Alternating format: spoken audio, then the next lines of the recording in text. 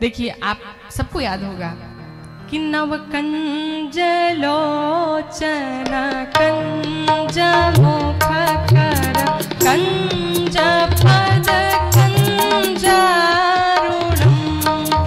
नव कंज लोचना कंज मुख कर कंज पद कंजारुणम। भगवान के नेत्र कमल जैसे, भगवान के हाथ कमल जैसे, भगवान के पांव कमल जैसे, भगवान का पूरा शरीर ही कमल जैसा। सबसे कोमल होता है कमल, सबसे कोमल कमल, कमल से भी कोमल कमला अर्थात लक्ष्मी जी। सबसे कोमल कमल, कमल से कोमल कमला, कमला से कोमल कमला के कर कमल, कर कमल से कोमल भगवान के पद कमल। इतने कोमल,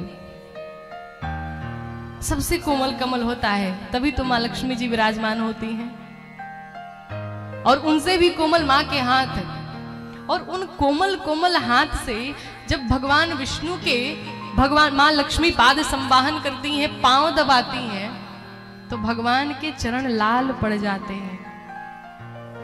इतने कोमल।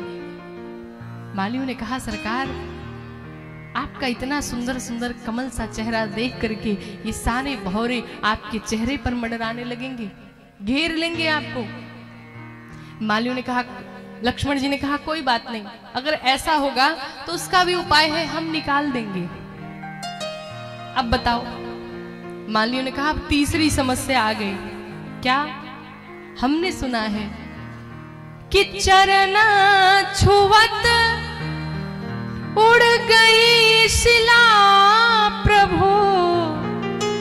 हमने सुना है कि आपके चरणों में कोई बूटी लगी है और उसके स्पर्श से पत्थर की शिला नारी बन जाती है। क्या पता जब पत्थर की शिला नारी बन गई तो यहाँ तो कोमल कोमल पौधे लगे हुए हैं, इनका क्या ठिकाना। लक्ष्मण जी ने कहा वो तो चरण के स्पर्श से हुआ था ना, यहाँ तो पुष्पहात से लेना है। मालियों ने कहा क्या पता चरण का जब ये काम तो हाथ भी वही काम कर जाए। हम जनक जी को क्या उत्तर देंगे कि चरण छुवत उड़ गई शिला प्रभु और कर छुआ तब टप उड़ी जई है। राम जी बिनती सुनो, कर छुआ तब टप उड़ी जई है। राम जी बिनती सुनो, बगिया बिच जान न दई हो। राम जी बिनती सुनो। लक्ष्मण जी ने कहा चलो उसका भी उपाय निकालते हैं। भगवान राम प्रवेश करेंगे और एक पुष्प उतारेंगे, और अगर हाथ की बूटी काम कर गई तो ये दूसरा पुष्प स्पर्श नहीं करेंगे। मालियों ने कहा अच्छा चलिए ठीक है, लेकिन दूसरी समस्या। अब क्या समस्या? मालियों ने कहा प्रभु पुष्प लेने के लिए सबसे पहले आप कर प्रक्षालन करेंगे, अपने हाथों को धुलेंगे।